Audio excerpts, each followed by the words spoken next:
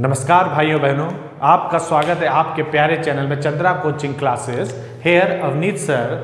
हम आप लोगों को आज बताने जा रहे हैं सीटीटी का जो एग्ज़ाम होना था, अभी थोड़ा टाइम है, इसीलिए थोड़ा कंटिन्यू पढ़ाई भी करते रहे। कुछ ना 10 सवाल 20 सवाल कंटिन्यू आप लगाते रहिए।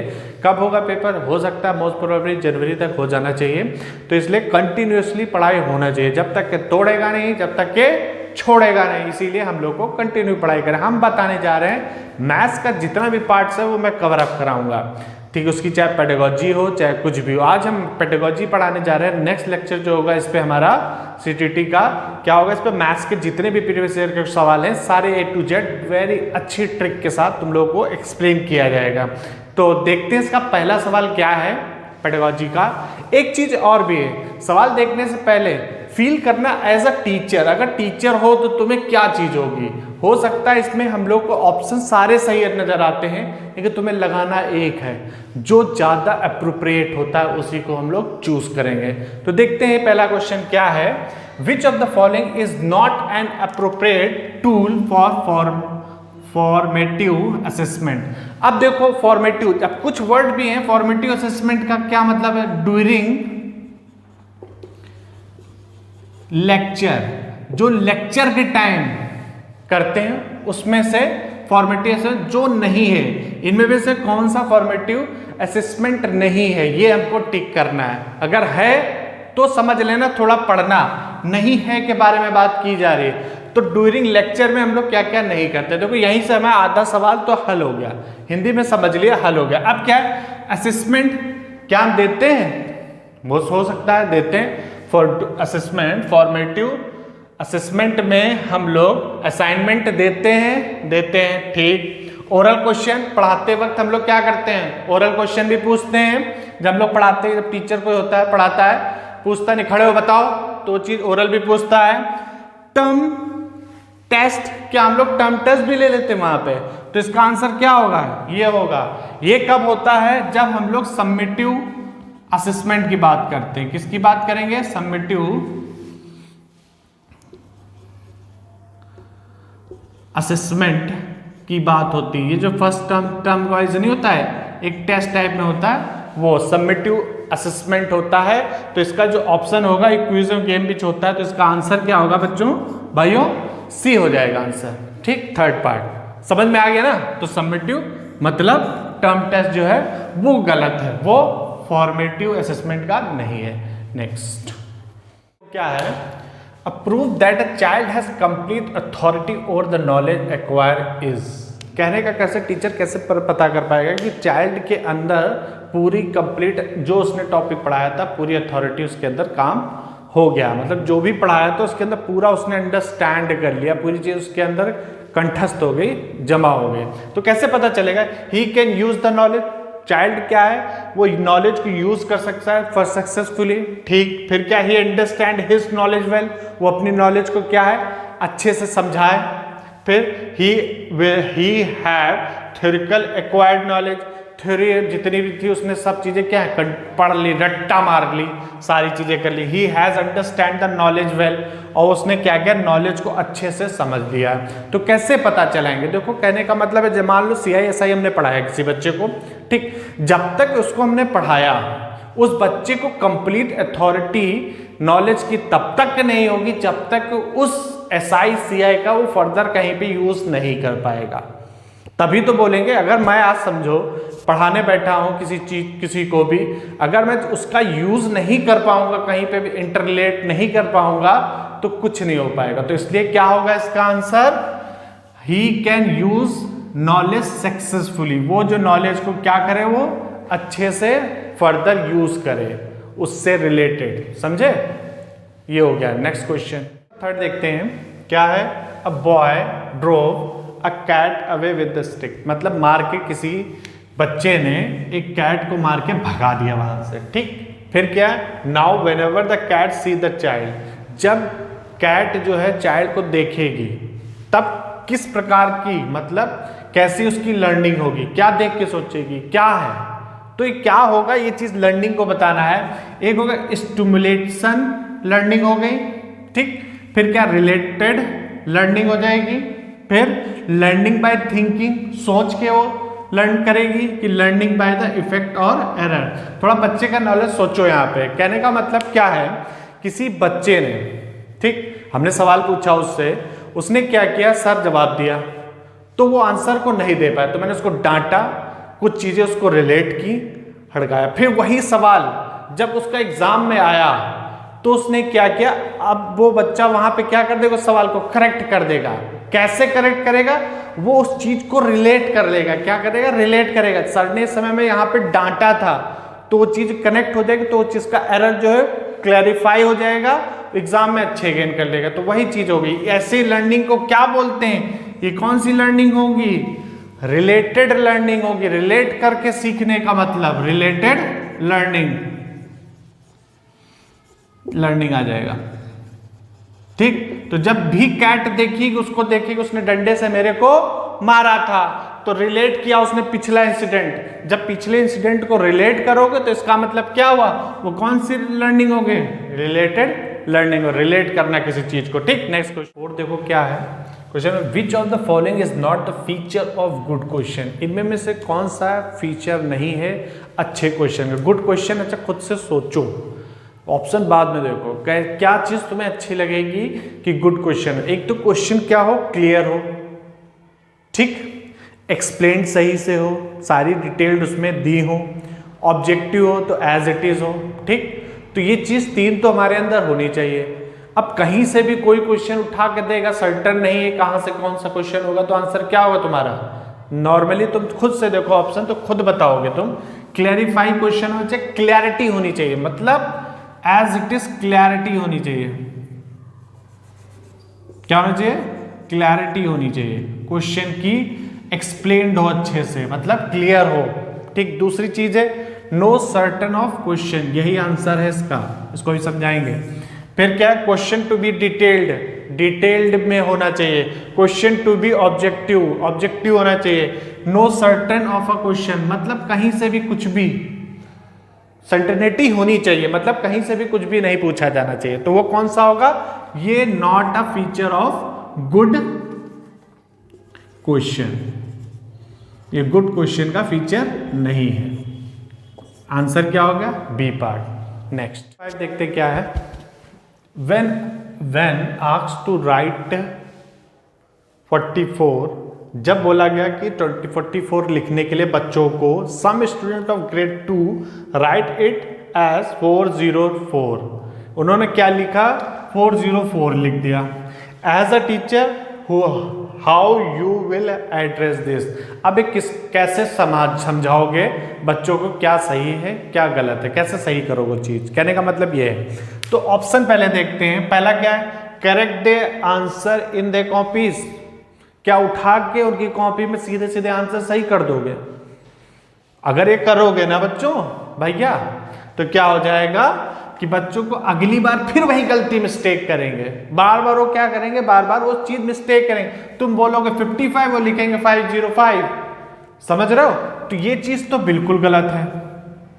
करेक्ट तो कॉपी पे हमें करना ही नहीं है, समझ गए। ठीक, देखते हैं, explain the principle of exchange using concrete material, हो सकता है सही है, हो सकता है, इसको भी देखते हैं। Group them with those who have done it correctly, अब बताओ, खुद से बताओ, उनको उठा के, उन बच्चों को उठा के जिन्होंने अच्छा किया उनके साथ बैठा दोगे। भैया तुम्हारा फिर काम ही क्या रह गया, टीचर हो तो टीचर को तुम एक्सप्लेन करोगे ना। बच्चे हो जाके एक ग्रुप के साथ बैठ के क्या कर रहे हैं, समझ रहे हैं कि नहीं समझ रहे हैं, वो चीज उन लोग के डाउट क्लियर हो रहे हैं कि नहीं हो रहे, तो ये तो बिल्कुल गलत है, समझ गए। फिर क्या, tell them to find out the correct answer, उनसे बोल देंगे कि जाओ भैया खुद ही पता कर लो, नहीं, ये भी गलत है। फिर नेक्स्ट में रिपीट कर, क्योंकि क्लास सेकंड की बात हो रही है, ये भी गलत है। देखो सारे ऑप्शन कट रहे हैं, तो हमारा आंसर क्या होगा, यही होगा। तो वही चीज बोल रहे हैं, एक्सप्लेन करेंगे प्रिंसिपल ऑफ एक्सचेंज, उन लोगों को प्रिंसिपल ऑफ एक्सचेंज को एक्सप्लेन करेंगे यूजिंग कॉन्क्रीट मटेरियल। कहने का मतलब क्या, तुम उन लोगों को बाई मटेरियल के द्वारा, चाहे एस्पेक्ट होता है तो क्या है, तुम एक चार्ट बना के दिखा दो, चार्ट में वंस टेंस का बना के उनको दिखा सकते हो, कुछ उन लोगों को जो फील करें, उसको छू सकें, देख सकें, उन मटेरियल से उसको चीजें तुम समझा सकते हो। ठीक, खाली ब्लैक बोर्ड पे लिखने से कुछ नहीं होगा, उस पर कुछ एक कंक्रीट मटेरियल का भी यूज करना पड़ेगा, मतलब कुछ अदर भी मटेरियल का यूज करना पड़ेगा। चार्ट हो गया, या तुम एक एसबैक्स करके होता है जिसमें वन टेंस को आसानी से समझाया जाता है, चार्ट बना के ये सब चीजें कर सकते हो। ठीक, तो कौन सा होगा, प्रिंसिपल ऑफ एक्सचेंजिंग की हेल्प से उसको समझाया जा सकता है, उसके वन टेंस के डाउट को क्लियर किया जा सकता है। नेक्स्ट देखते हैं क्या लिखा है, which of the following topic are not a part of primary school mathematics curriculum as per NCF 2005। इसके अकॉर्डिंग कौन सी चीज करिकुलम एक्टिविटीज में सिलेबस से हटाई गई है, नहीं है। क्या क्या, पहले क्या है, टेसिलेशन है, सिमेट्री है, पैटर्न है। क्या चीज हटाई गई है, क्या हटाया गया, रेशियो को हम लोग को रिमूव किया गया है। किसके अकॉर्डिंग, NCF 2000। इस पे हम तुम लोग वीडियो बना देंगे और भी बता देंगे क्या क्या कौन कौन से टॉपिक हटाए गए हैं, तो वहां से तुम सारी चीजें देख लेना। ठीक, नेक्स्ट क्वेश्चन नंबर 7 देखते हैं, बहुत ही अच्छा क्वेश्चन है।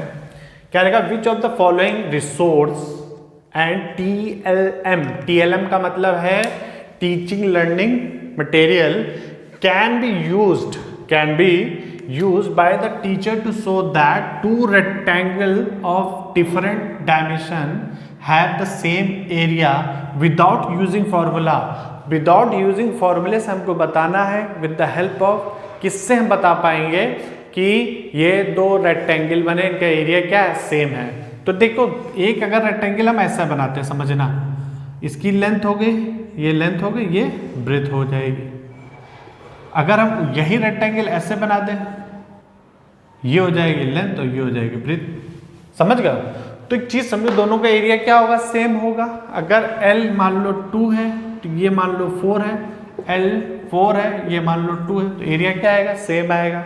लेकिन हमें फॉर्मूला यूज नहीं करना, तो किसकी मदद से करना है, पहला चीज क्या है, क्या स्केल की मदद से कर सकते हैं, नहीं कर पाएंगे। सेकंड, ग्राफ पेपर की मदद से कर सकते हैं, हाँ, with the help of the graph हम लोग रेक्टेंगल बना लेंगे। उसमें जो ब्लू वाला जो नहीं होता है, छोटे छोटे ऐसे बने नहीं रहते हैं, माने 3 गिरे हमने इधर के ले लिए, ठीक, फिर 3 ऐसे ले लेंगे, उसमें ग्राफ में बने रहते हैं स्क्वायर्स, तो 3 ये भी ले लिए। अगर 3 लिए तो इसका भी लेंथ बदल गई, इसकी भी एक यही रहेगा, तो यहां से हम एक्सप्लेन कर सकते हैं, इसका मतलब बी हमारा सही है। ठीक, फिर क्या, थ्रेड से नहीं कर पाएंगे, टाइल से भी कर सकते हैं, एक टाइल्स लेके 3 को जोड़ लें, 3 को लंबे में ले लें तो भी आ जाएगा।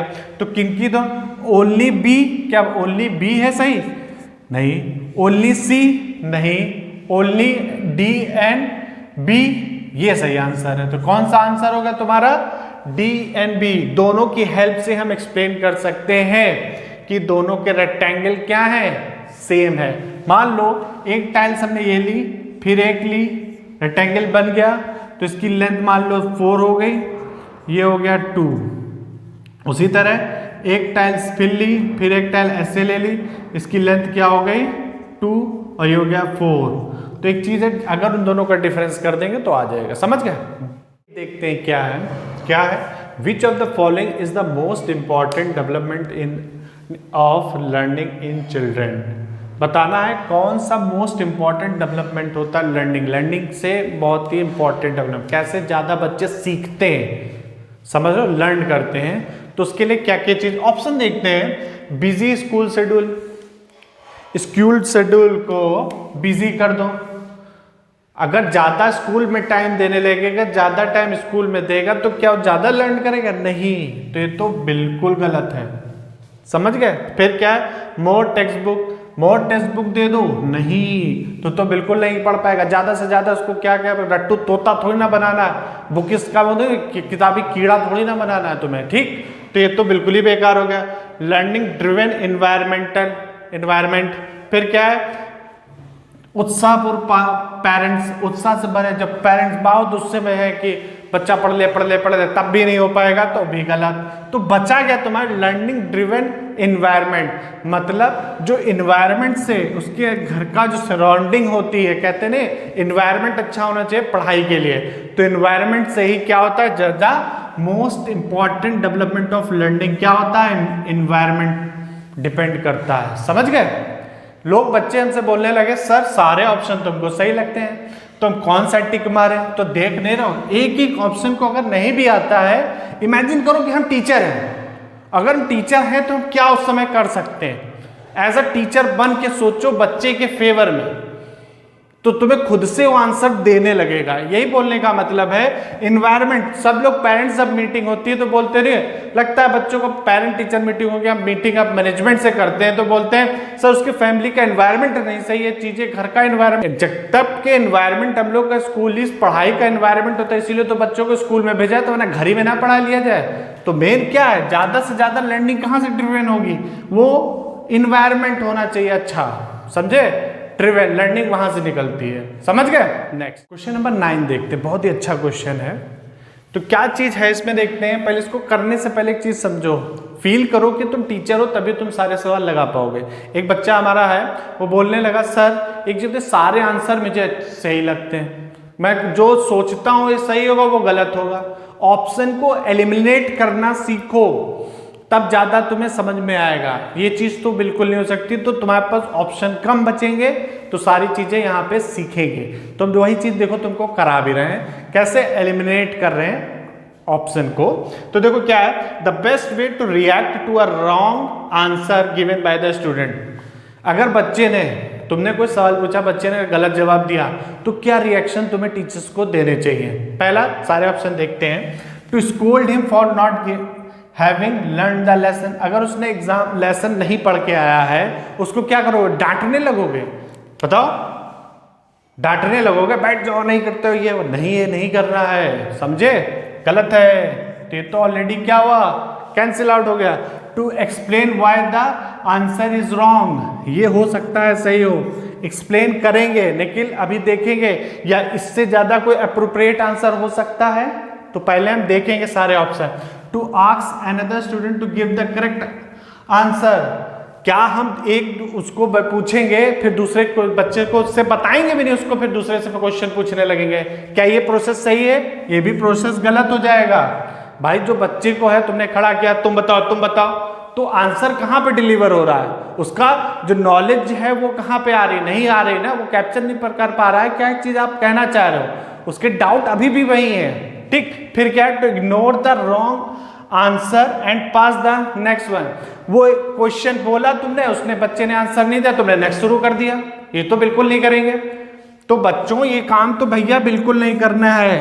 तो हमारा कौन सा आंसर होगा, to explain why the answer is wrong, वहीं पे उसके डाउट क्लियर करेंगे, ये आंसर तुम्हारा रॉन्ग है। डांटना तो हम लोग को बिल्कुल नहीं, ये चीज समझ लेना। तो सारी चीजें ये चीज करनी है, कभी भी एक चीज समझ के चलना, एज अ टीचर बिहेव करोगे वहां पे तो तुम्हें सारी चीज समझ में आएगी, चाहे किसी भी सब्जेक्ट की पेडागोजी हो, तो सारी चीजें वहां पे समझ में आएगी। मैथ्स का जो नया सेशन इसका होगा, मैथ्स के जितने भी सवाल आए हैं प्रीवियस ईयर में सीटेट के, सारे सवाल नेक्स्ट मेरे लेक्चर में होंगे, तो इसलिए प्लीज इसको लाइक, सब्सक्राइब और शेयर जरूर कर दीजिएगा, ज्यादा से ज्यादा लोगों में इसको शेयर करिए। Thank you so much, bye bye, जय हिंद, जय भारत, टेक केयर।